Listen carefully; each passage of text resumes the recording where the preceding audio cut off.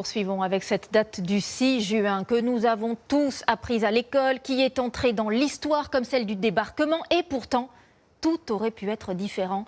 Initialement prévu pour le 5 juin, l'assaut a été reporté au dernier moment, 48 heures avant, à cause de la météo. Comme nous le racontent Romain Gouachon, Baptiste Sisco et Florian Legoïc, c'est passionnant.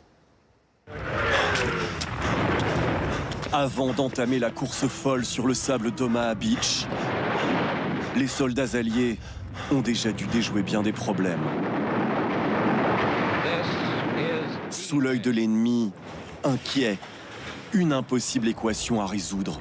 Combien d'hommes, quelle flotte, quelle aviation et surtout, quand? Je répète, blesse mon cœur d'une longueur... Comme elle est paisible, cette plage aujourd'hui. En fermant les yeux un instant, on écoute ce que le passé nous murmure. Ils ont fait le serment d'obéir totalement, quels que soient ses caprices, aux ordres du Führer. Aux ordres du Führer. Le débarquement aura lieu le 6 juin, et ce contre vents et marées qu'il fallait plutôt basse ce jour-là. La marée haute aurait compliqué encore plus la tâche pour les Alliés en raison des systèmes de défense installés sur la plage. Alors, on imagine à 250 mètres donc, de la ligne finalement de haute mer, des fameuses portes belges, de grosses structures métalliques qui pouvaient faire pas mal de dégâts.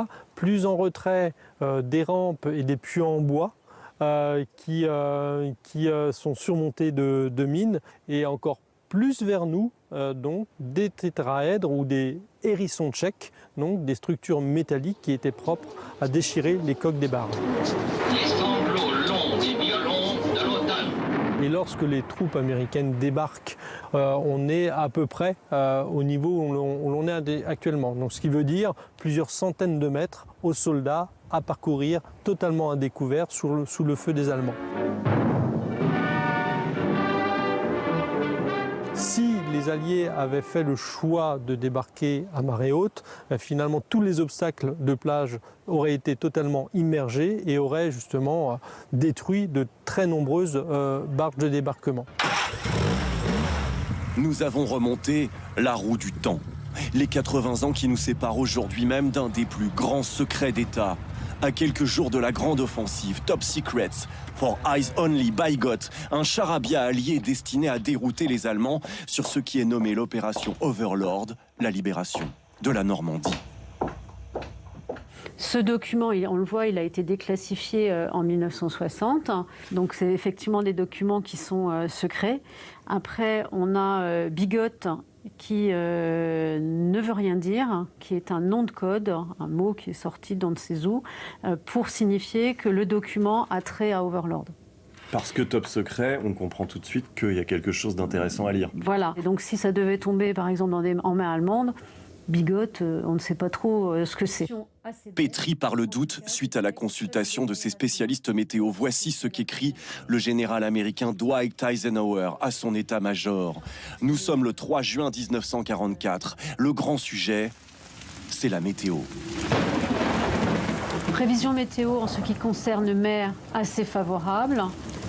Du point de vue aviation, prévision pas encore ferme, mais nous avons à peu près autant de chances d'avoir conditions assez belles. En tout cas, je dirais que seule une détérioration marquée, autre que celle actuellement prévue, désorganiserait nos plans. Face à sa terrible responsabilité, Eisenhower a même préparé une allocution en cas d'échec de l'opération.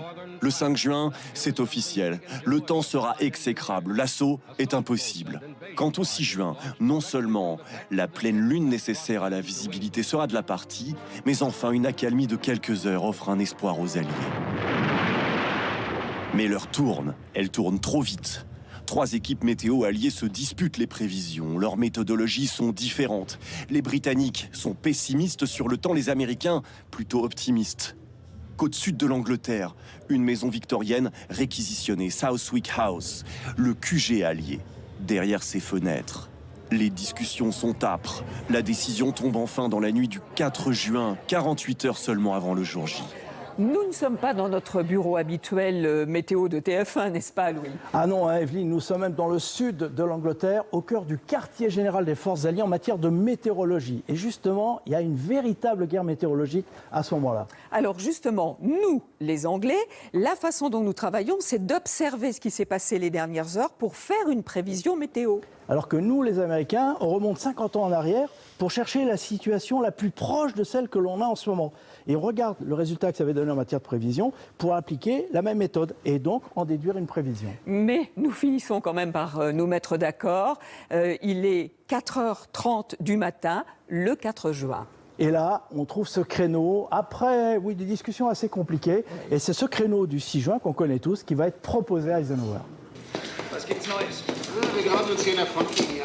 Les outils météo allemands sont, eux, largement détruits.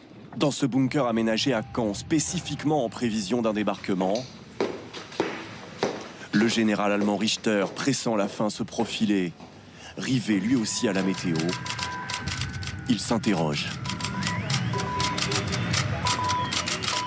En l'absence de points météo suffisamment réguliers, les Allemands n'ont pas été capables d'identifier justement ou d'anticiper cette accalmie de quelques heures qui va être mise à profit par Eisenhower pour lancer l'opération.